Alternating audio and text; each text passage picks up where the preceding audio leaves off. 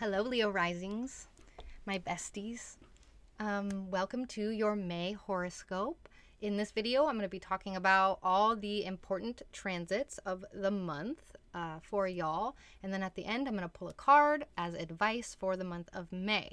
So let's hop right in, my solar ruled besties. On Monday, May 1st, actually, wait, sorry, I have to put your chart up. Otherwise I won't. Okay. Monday, May 1st is when Pluto stations retrograde at 0 degrees Aquarius. And when Pluto stations retrograde in your 7th house, there might be a subtle transformative experience with one-on-one time, with your relationships, with clients, or with whoever you've been spending one-on-one time with lately. You could notice changes in power dynamics between you and your partner, or even encounter new intense connections. Joint ventures or collabs could undergo some sort of metamorphosis, some being revitalized and others coming to an end, possibly. And on the same day, on Monday, May 1st, Mercury retrograde conjoins the Sun at 11 degrees Taurus. And so this is a Mercury cazimi. It's happening in your 10th house. And this signifies a moment of mental clarity and sharp focus regarding your career and the roles you take on in life. So you might find it easier to articulate your goals, or maybe you make significant steps forward with your plans. Maybe you receive recognition for your work or communicate effectively with colleagues. This period of cazimi is also really good for opportunities around networking, which definitely could lead to career advancements also. Okay, moving on to Friday, May 5th. This is the lunar eclipse at 14 degrees Scorpio.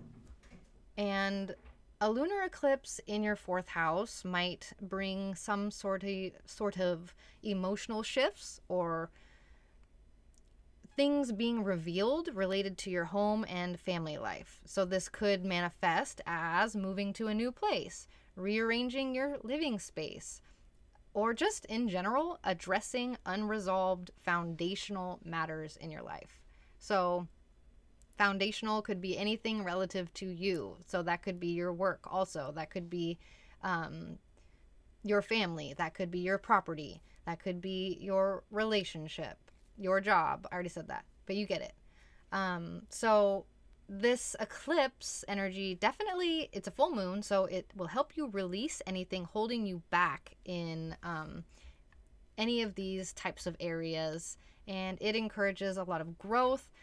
Whatever changes happen during this eclipse, they unfold over the following 6 months. So generally there might not be a big event, although it is a full moon, so things do get revealed on full moons, but it is an eclipse also, so plans could get eclipsed on that day. That's kind of common for eclipses. I wouldn't go out and party, but also don't expect anything like huge to happen. This is kind of like an energy that unfolds over the following 6 months. So changes with your career are wrapping up by the end of the year, I would say, because that's when the last eclipse is on this axis.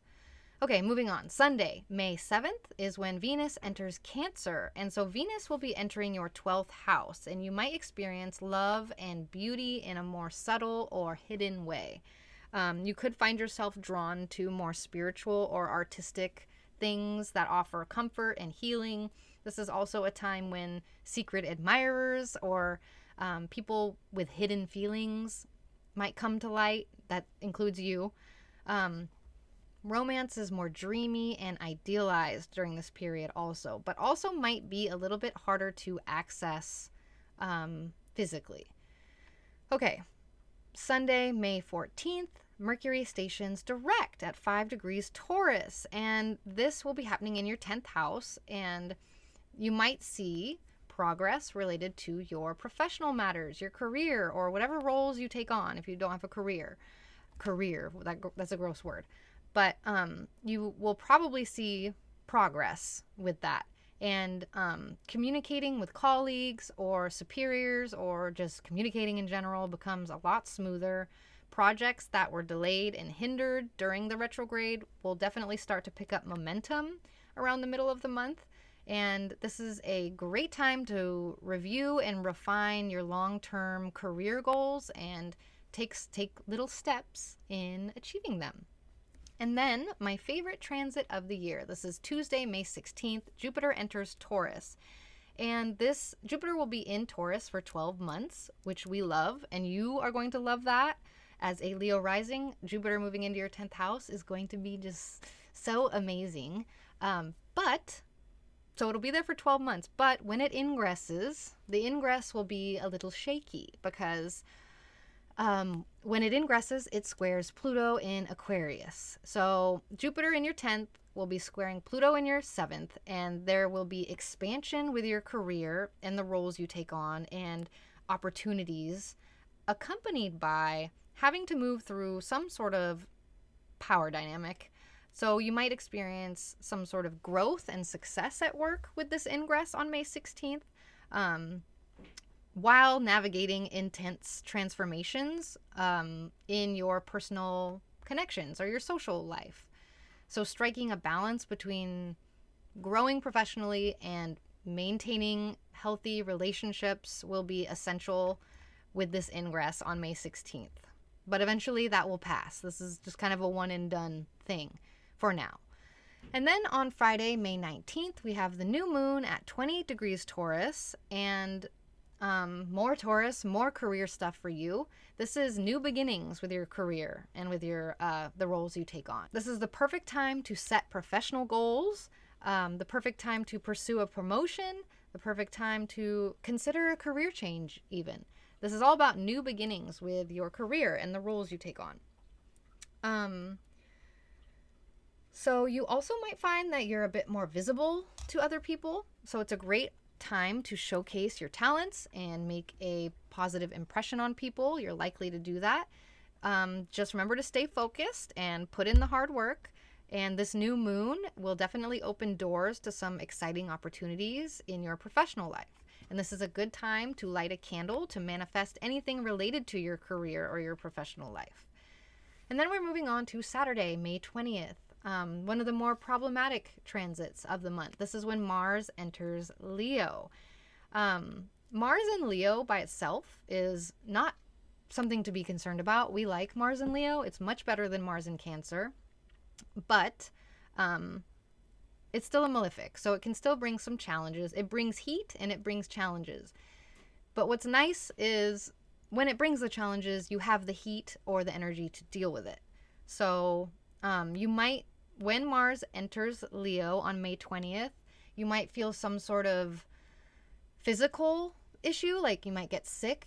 Beware of accidents. I don't mean like crazy big accidents, but I do mean like stubbing your toe or dropping a crock pot on your foot or something weird and painful. So be extra mindful when Mars enters Leo. And I'm mostly only saying this because when Mars enters Leo, it will oppose Pluto in Aquarius. So this could manifest with this ingress as wanting to assert yourself more strongly, which can always lead to, conflict or disagreements, which is okay. It's very essential to channel this energy constructively. Focus on self-improvement, personal goals, and healthy assertiveness. This is Mars in your first house. Mars in Leo is a great time to get in touch with your sacred anger. Anger is sacred, okay? All right. The last thing I want to talk about is Gemini season. On Sunday, May 21st, Gemini season begins and the sun enters your 11th house. So a big spotlight shines on your social groups, your community involvement, or your friendships, your colleagues, your allies. You could find yourself more invested in nurturing these connections and collaborating on projects with people, or just doing group stuff in general.